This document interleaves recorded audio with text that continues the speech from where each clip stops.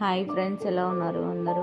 ఈరోజు నేను దొండకాయ ఫ్రై చేద్దామని దొండకాయలు తీసుకున్నా ఫ్రెండ్స్. అలానే వాటర్లో వేసి శుభ్రంగా కడుక్కొని అటువైపున ఇటువైపున కట్ చేసుకున్నా ఫ్రెండ్స్. అలాగే సన్నగా కట్ చేసుకున్నా ఫ్రెండ్స్. మధ్యలో ఇలా కట్ చేసుకోవాలి. అలాగే చిన్నగా చాలా సన్నగా కట్ చేసుకున్నా ఫ్రెండ్స్. అలా కట్ చేసుకుంటే బాగా ఫ్రై అవుతాయి ఫ్రెండ్స్. మొత్తం అన్నీ ఇలానే సన్నగా కట్ చేసి పెట్టుకున్నా ఫ్రెండ్స్. నేను please like and subscribe my channel and comment also.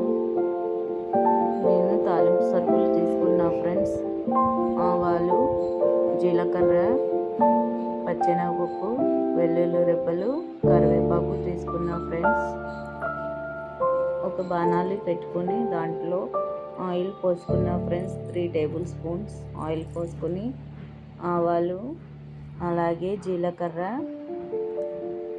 వేసుకుని మొత్తం అన్నీ వెల్లుల్లి రిబ్బలు, పచ్చెనగపప్పు కూడా, కరివేపాకు అన్నీ వేసేసిన ఫ్రెండ్స్. ఇలా వేసుకొని పచ్చి వాసన పోయేదాకా ఫ్రై అవ్వాలి ఫ్రెండ్స్. అన్నీ అలా ఫ్రై అవ్వగా అప్పుడు నేను కట్ చేసి పెట్టుకున్న దొండకాయలు, ఒక క్యారెట్ ఉంటే అది వేసుకుంటున్నా friends.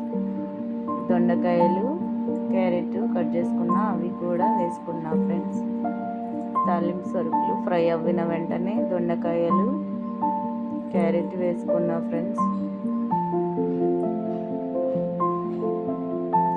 Please like and subscribe my channel friends.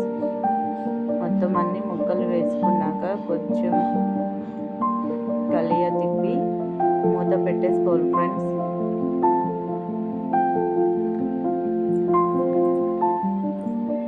ఇలా మూత పెట్టుకుని మంటను స్లిమ్లో పెట్టుకోవాలి ఫ్రెండ్స్. చూసారా, కొంచెం ఫ్రై అవనివి, పచ్చి కలర్ పోయి కొంచెం మగ్గినట్టు కలర్ వచ్చినాయి. చూసారా ఫ్రెండ్స్? ఇలానే మూత పెట్టుకొని కొంచెం కొంచెం తిప్పుకుంటా మాడకుండా చూసుకోవాలి ఫ్రెండ్స్. స్లిమ్లో పెట్టుకోవాలి, మంట మట్టుకు స్లిమ్లోనే ఉంచుకోవాలి. అలాగే ఫ్రై చేసుకుంటూ ఉండాలి. మధ్య మధ్యలో తీసుకొని మూత పెట్టుకోవాలి. తగినంత ఉప్పు వేసుకున్నా ఫ్రెండ్స్. అలానే కొంచెం పసుపు కూడా వేసుకున్నాను.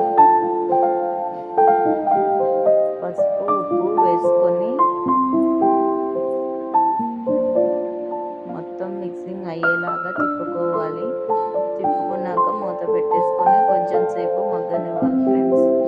అలానే మగ్గుతూ ఉంటే చాలా టేస్టీగా యమ్మీగా వస్తాయి friends. Please my channel support me and like and subscribe also. Please comment me.